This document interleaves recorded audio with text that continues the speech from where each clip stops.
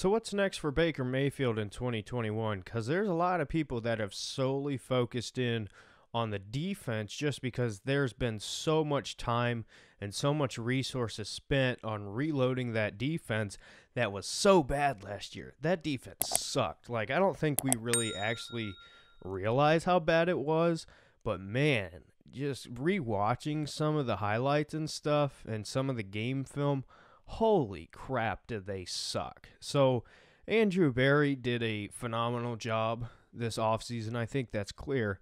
But the attention has kind of swayed from last offseason being completely about the offense and about surrounding Baker Mayfield and about putting this offense in the best situation possible to succeed.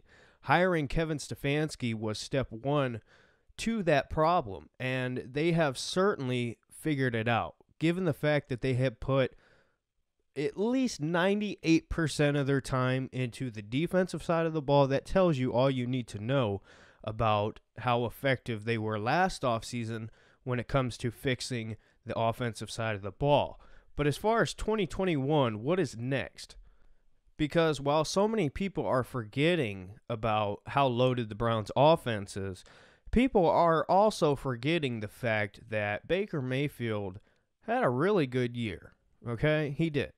And he is one of the most over-criticized quarterbacks in the NFL. And that's not to say he doesn't deserve some criticism, because certainly last season, or I guess you could say the season prior to this past season, he certainly was not great. So Baker in 2019 had 3,827 yards, 22 touchdowns to 21 interceptions, a 78.8 passer rating. Not good right there. You're one interception away from tying your touchdowns. So there were some people who thought that Baker, because of how bad of a year he had, that he was a complete bust.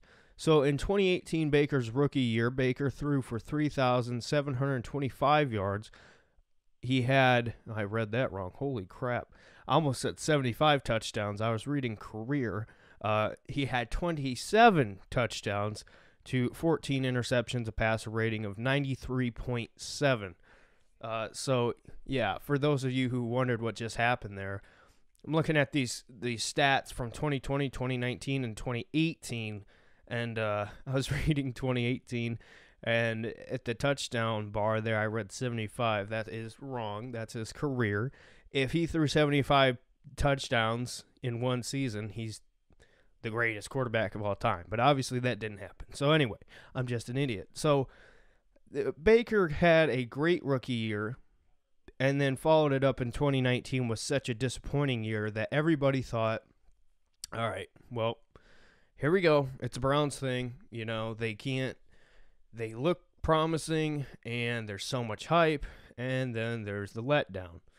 And then while everybody doubted him and said this is his last chance, in 2020, there was a lot of pressure on Baker Mayfield. There was so much pressure because Baker has lived his whole career as a professional quarterback and as a quarterback in general, as a guy who has dealt with criticism but also answered it.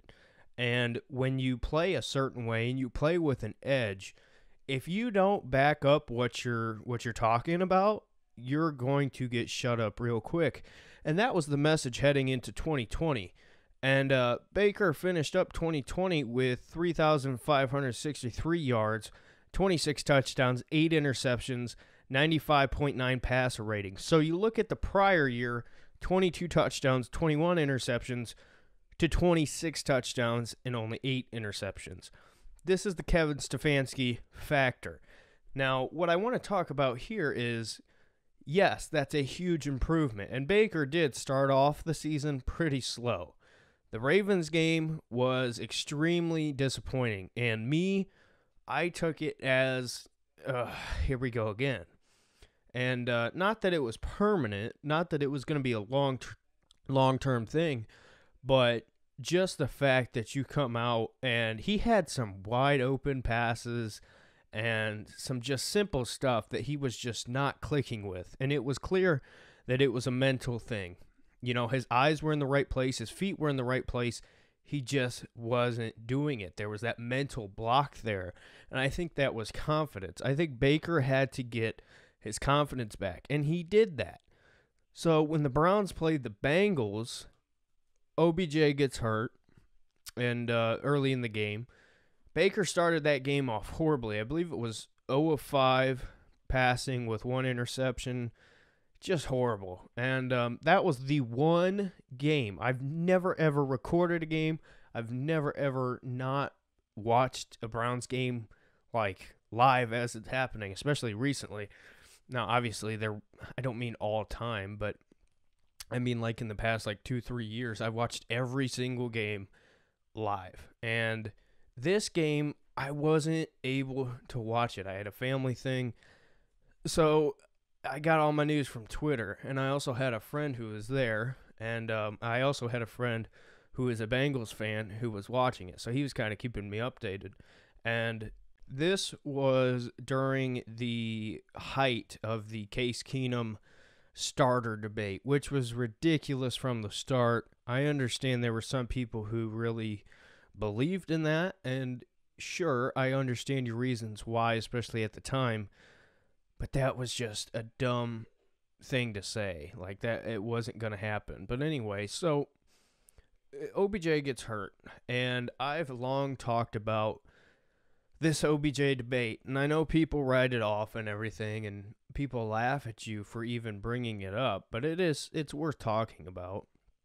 And I'm not going to talk about that here because we're talking about Baker. But after that, something clicked. And if it was just a coincidence, like so many people are saying, then that's one heck of a coincidence, because for you to go from 0 of 5 with an interception to 20 of 21 and 5 touchdowns, I think it was, that is insane. That is video game type stuff. That's like your little cousin playing Madden. You say, oh, let me get the controller. That's crazy. Come on. And so I think from then on, you saw a completely different Baker Mayfield, and he really caught his stride towards the back half of the season. And I think when you look at 2021 in the future, where we're at now, the Browns are bringing everybody back, right? And sure, we added Anthony Schwartz, and who knows what his role is going to be this year. But other than that, it's pretty much all the same. So what's going to change? What's next? Kevin Stefanski had to really create his offense on the fly, and everybody skips over this fact. Baker Mayfield really was not completely adjusted to this new offense, I think, well into the season. So I think what we saw last year was just a quarter of what this offense could be. I think you are going to be shocked, absolutely shocked, with how much more different things Alex Van Pelt and Kevin Stefanski come up with.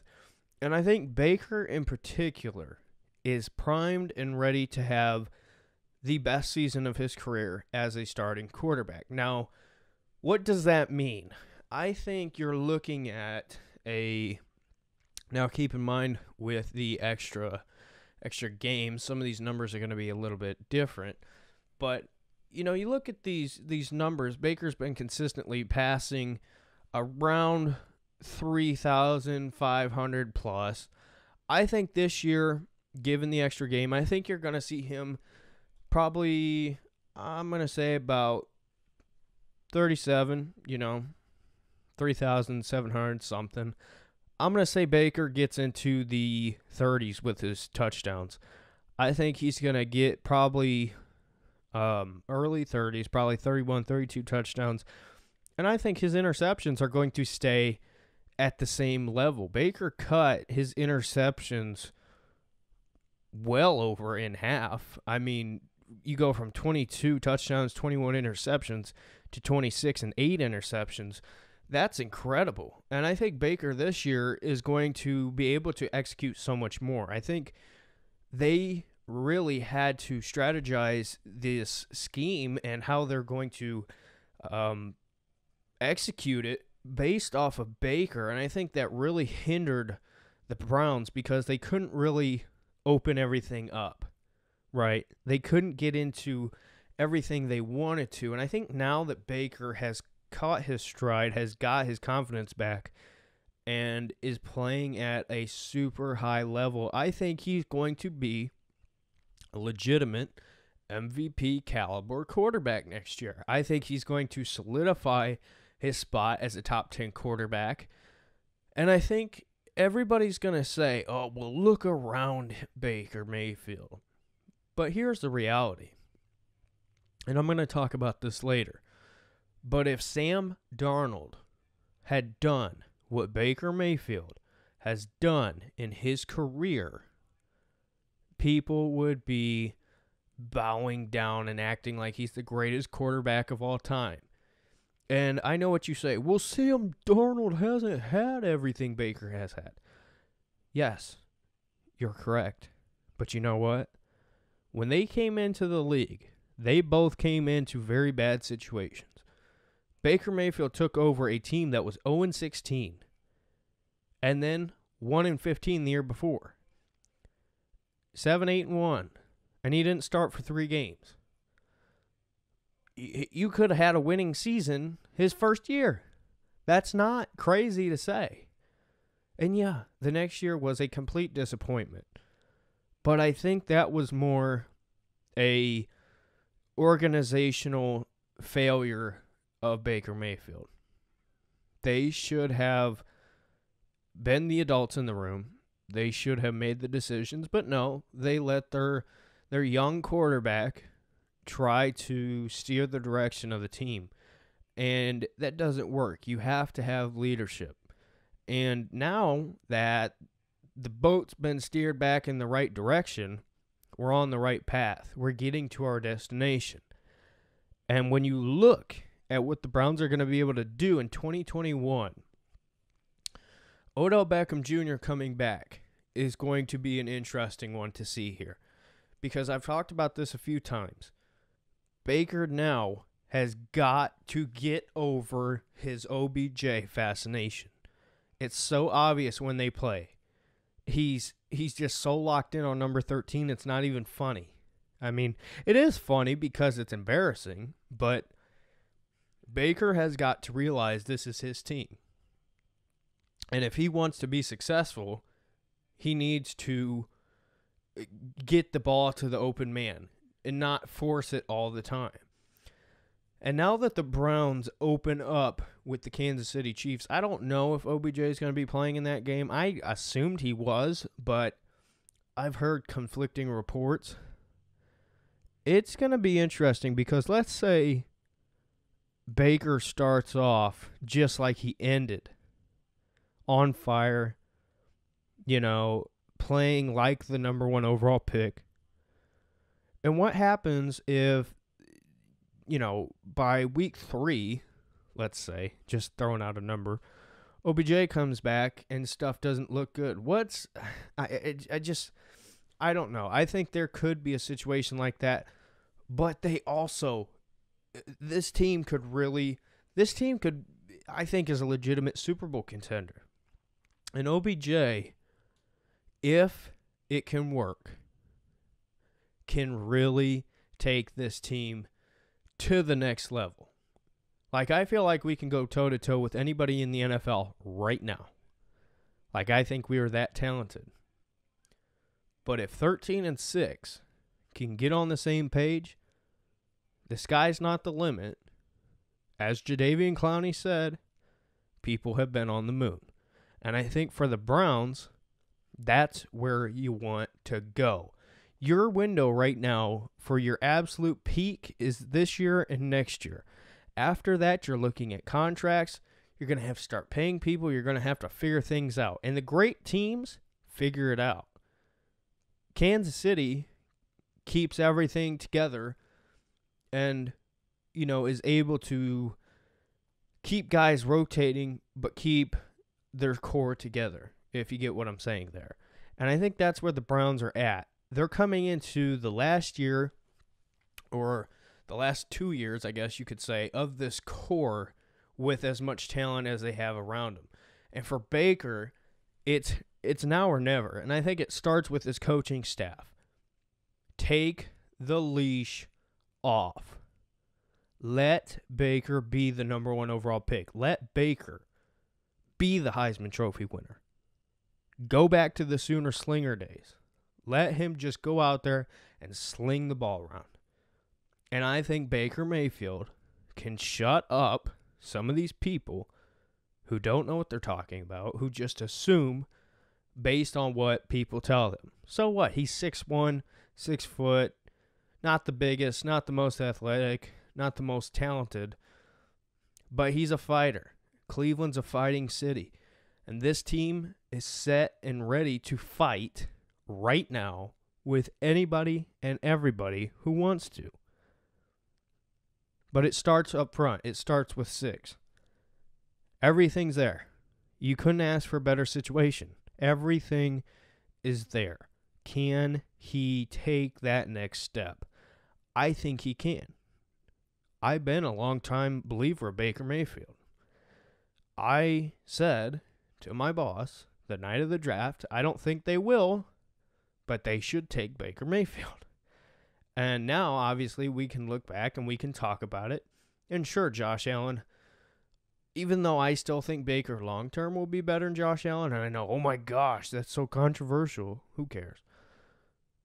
Yeah, sure, Josh Allen has looked better so far, but that's a completely different debate, or conversation, rather. But I think it's time for Baker to step into the number 1 pick. It's time for him to live up to that. And as I said, it's all here. And I cannot wait to see what Kevin Stefanski and Alex Van Pelt draw up for Baker this upcoming season. I think we're set for something big here. And it like I said, starts with 6, starts with his confidence, and can we put our full trust and our full hope in him? I think we can. And I think he's the guy to lead us to the promised land, holding up a Lombardi, saying F you to everybody else who counted us out, everybody else who called us the mistake on the lake, the Browns is the Browns. This is the time. And we're going to find out who Baker Mayfield really is. And I think it's this simple. It starts with him. So let me know your thoughts. What are you expecting from Baker this upcoming season? Do you think he can take that next step? If so, let me know what your expectations are for him. Do you think he's a top 10 quarterback right now? Where do you think he's going to be at the end of next season? Let me know your thoughts, and we will see you in the next video.